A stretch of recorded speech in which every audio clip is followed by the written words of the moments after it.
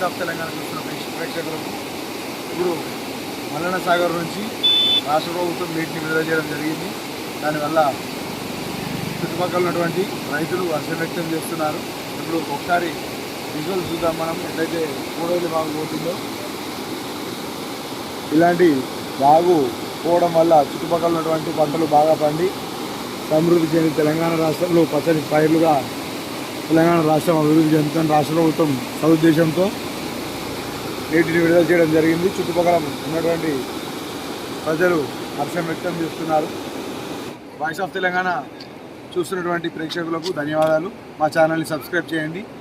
Cameraman భాస్కర్తో మీ Naveen Reddy.